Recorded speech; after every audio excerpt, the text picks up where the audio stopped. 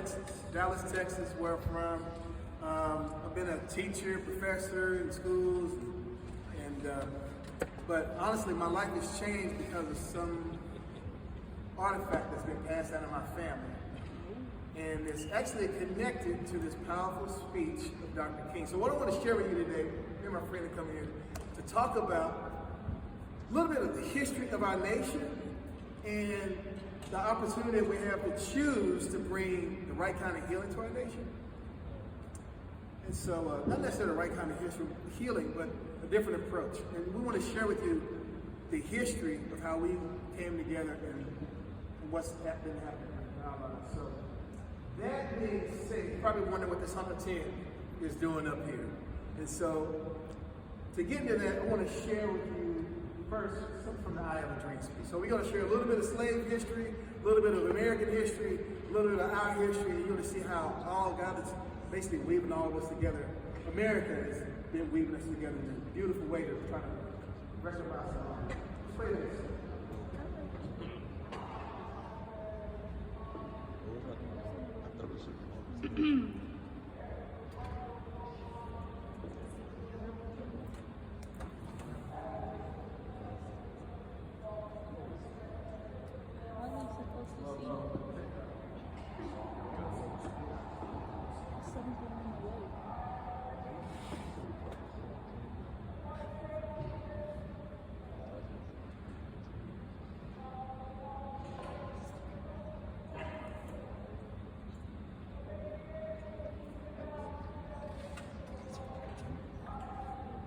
Right?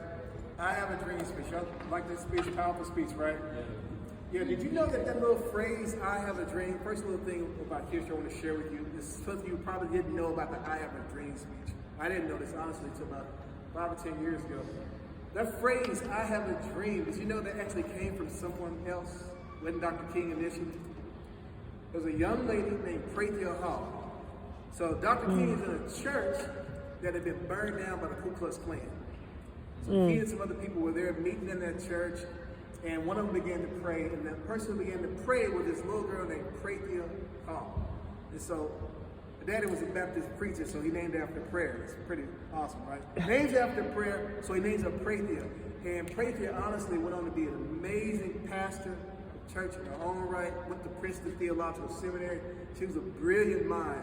But in the place where hatred and burned down this African American church, Prathia is there. She's 22 years old, and she starts to pray out loud in a rhythmic cadence. I have a dream. And she starts naming off her own list. So they were taking Dr. King to the airport later on, and Dr. King said, "Young lady, you know that little phrase you used was powerful. You mind if I borrow that?" She said, "Yes, sir, by all means."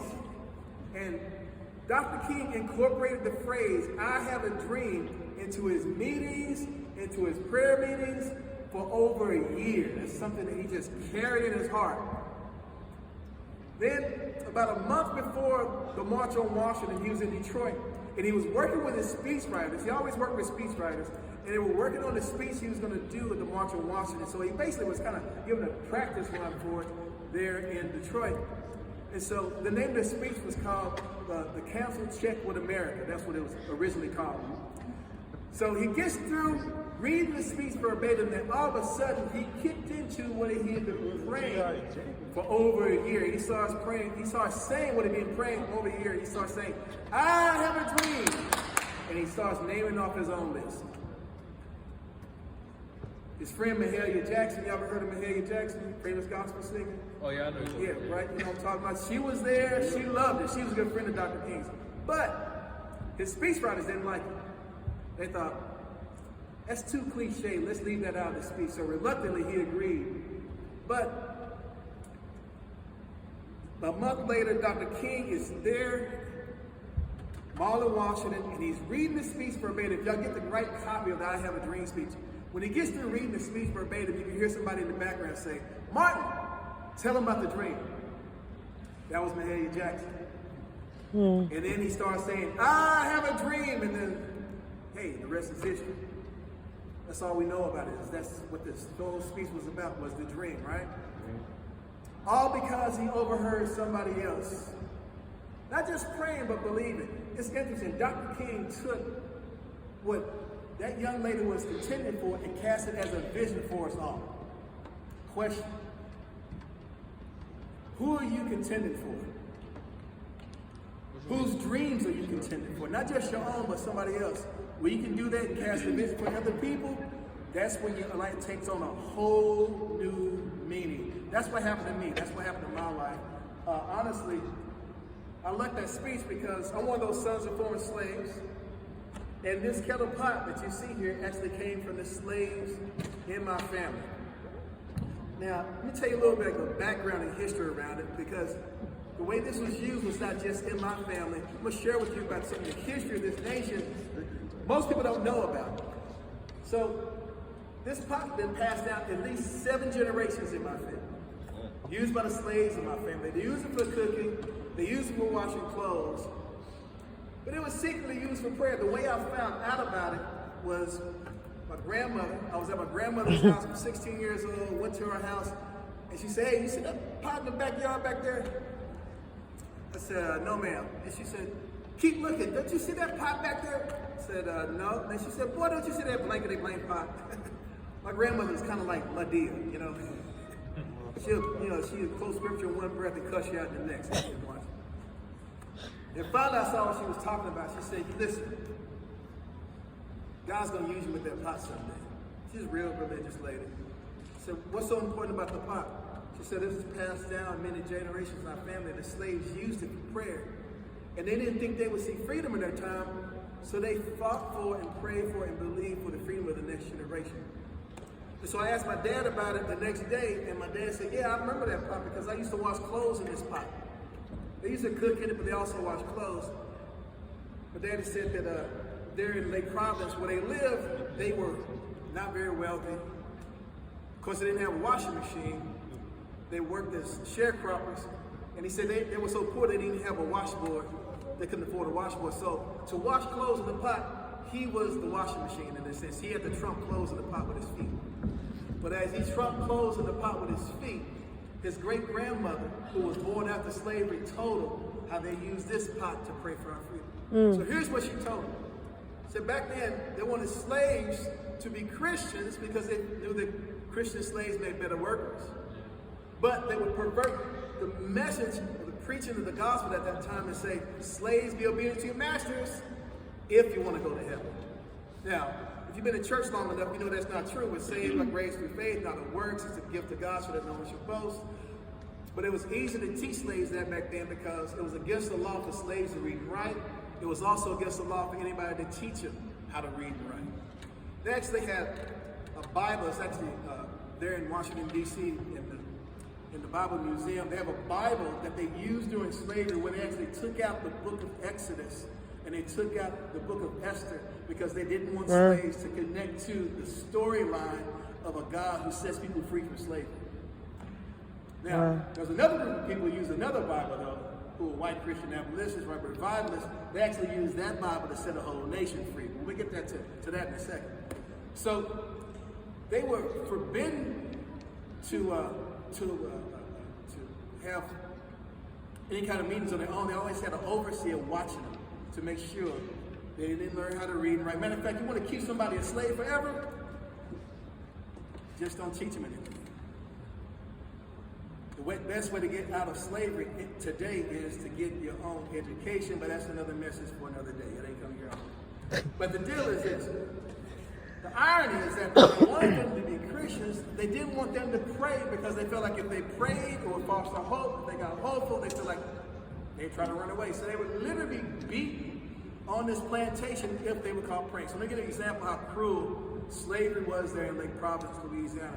There's a story passed down to my family about a great uncle named Uncle Willie who went fishing without asking, and so the slave master decided to make an example out of him. So they strapped him to a tree, put both arms and legs right either side of the tree. They then took a leather strap, which was shredded, which had rocks and nails and glass attached to it, and they beat this slave forefather alive until all the flesh was pulled out of his back. The family, in an effort to save his life, took a huge sheet, put lard or grease on it, and wrapped it around his body like one big bandage. They put grease on the sheet. Why? So the cotton wouldn't stick to the exposed skin on his back. But in spite of their efforts and because of the cruelty, he bled to death and died. So that's how cruel slavery was there in Lake Providence, Louisiana. And if they were caught praying, they would be beaten as well. But here's the deal. These folks decided that they want to have hope against all hope. And they believed against all hope. And so they decided to have their own prayer meetings anyway. So what would they do? They would go into a barn late at night. There's a story told them by my grandmother, my aunt, my great aunt. They would go into a barn late at night to make sure the meetings weren't heard, seen. But to make sure it wasn't heard, they used this cast iron pot. So what they would do is they would go into the barn with this pot and then take this pot, this is the exact pot that they used. They would turn it upside down on the cabin floor. They would then take some rocks and prop up the edges so it would be suspended off the ground about an inch or two. They would then lay flat on the ground and put their lips in between the opening between the ground and the kettle so that the kettle pot muffled their voices as they prayed through the night. And the story that they passed down with the pot is that they didn't think they would see freedom in their time, so they prayed for the freedom of their children and their children's children, the next generation.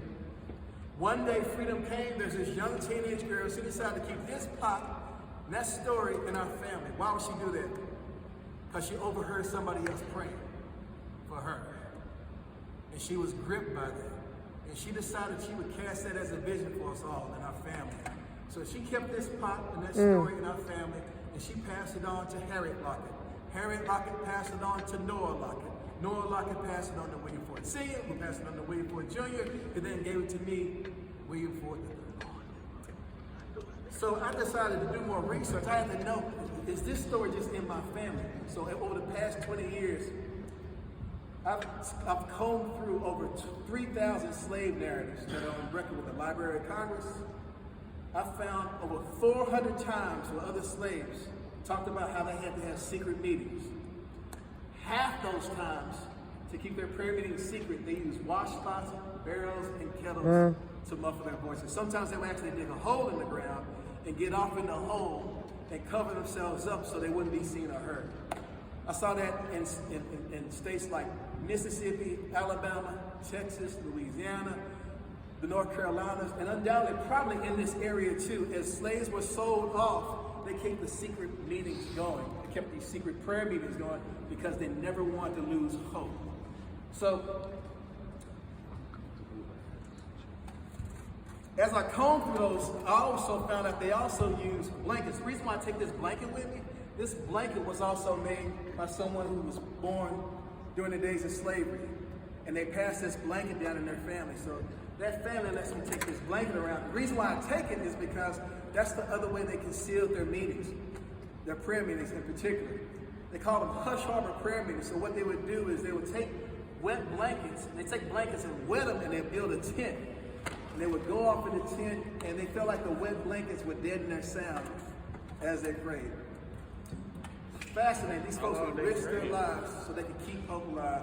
They would have these secret meetings so that they could encourage one another, but then also they believed in something beyond themselves, and they kept casting a vision for everybody else. And so I was reading through the slave narratives, I found out something else from history that's so powerful. They would have these secret meetings, and they would sing code songs in the day to let people know there's going to be a prayer meeting tonight. Y'all study about the Underground Railroad? Yeah. Right? So Underground Railroad, when they sang Swing Low, Sweet Chariot, what was that all about? Yeah, that was a secret code song to let people know, right, that the Underground Railroad was coming in there, right? Well, they also sang secret code songs to let people know about the prayer meeting. So